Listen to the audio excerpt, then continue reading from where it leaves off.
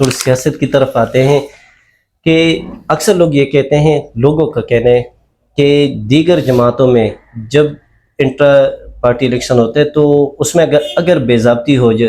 ہو جائے تو بعد میں اس کی تحقیقات ہوتی ہے، لیکن جمعیت علماء اسلام میں یہ بے ضابطگی ہو جاتی ہیں اور بعد میں ان معاملات کو دبایا جاتا ہے، تو اس کی کیا وجہ ہوتی ہے؟ دیکھیں جی، میں آپ کو یہ بتاؤں، ابھی حال ہی میں ہمارے انٹرا پارٹی الیکشن ہوئے ہیں، این سی سے لے کر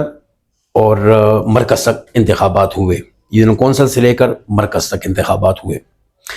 میں یہ سمجھتا ہوں کہ جہاں پر آپ کے پارٹی کی اتنی بڑی اکثریت ہو حضرت، کہ الحمدللہ اب اللہ کا فضل و کرم ہے کہ اس مرتبہ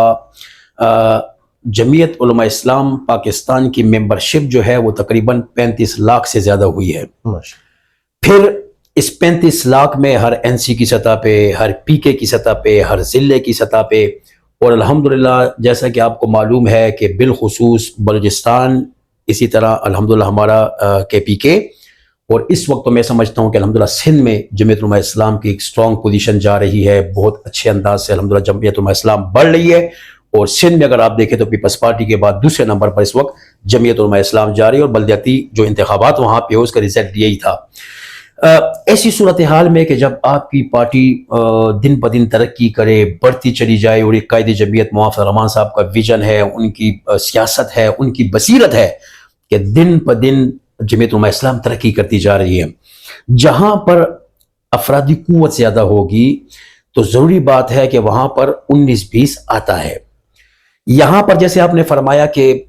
جو بے ضابطگیاں ہوئی ہیں، لیکن میں یہ کہوں گا کہ بے ضابطگی تو نہیں، لیکن جیسے میں نے آپ کو کہا کہ 19-20 ہو جاتی ہے جنب غفیر میں، اتنی بڑی پارٹی میں، گھر میں بھی ہو جاتی ہے، دفتر کے معاملات میں بھی اونچ نیچ ہو جاتی ہے، تو ضروری بات ہے اونچ نیچ آتی ہے۔ لیکن میں اس بات سے آپ کے اتفاق نہیں کرتا کہ آپ نے فرمایا کہ پھر وہ کوئی پوچھتا نہیں ہے اور دبائے جاتے ہیں، نہیں، یہ لوگوں کا میں آپ کو یہ بتاتا ہوں۔ اب موجودہ جو ہمارے انٹرا پارٹی انتخابات ہوئے ہیں، اور جہاں پر ایسی کوئی 19-20 کی بات آئی ہے، جہاں پر کسی ممبر کا جمعیت علماء اسلام کا کوئی اعتراض آیا ہے، جہاں یا جس نے محسوس کیا ہے کہ میری یہاں پہ حق تلفی ہوئی ہے، تو اس کے لیے ابھی ریسنٹلی جمعیت علماء اسلام خیبر پختونخوا کے ہمارے امیر محترم مولانا عطاء الرحمان صاحب، جنرل سیکرٹری مولانا عطاء الحق درویش صاحب، انہوں نے ایک باقاعدہ کمیٹی بنائی ہے، اور اس کمیٹی کے میں جو ہے مولانا عطاء الحق درویش صاحب خود موجود ہیں، مفتی ناصر محمود صاحب ہیں ہمارے مانسہرہ کے صوبائی ڈپٹی جنرل سیکرٹری بھی ہیں، وہ اس میں موجود ہیں، ان کے ساتھ 1-2 ممبرز اور بھی موجود ہیں۔ تو یہ کمیٹی تحقیقاتی بنائی گئی ہے، وہ انویسٹیگیٹ کرے گی، وہ دیکھے گی کہاں پہ ایسی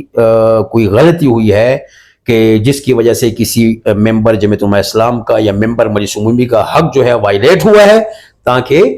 اس کی جانچ پڑتال کر کے ان کو ان کا حق جو ہے وہ باقاعدہ دیا جائے، اور ہمیشہ ایسی کمیٹیاں بنی ہیں، اور الحمدللہ ان مسائل کو جو ہے پھر جماعت ہی نے الحمدللہ وہ حل بھی کیا ہے۔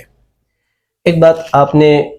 چونکہ آپ کی جو پیدائش ہے یا آپ کی پرورش وہ ایک مذہبی گھرانے میں بھی ہے،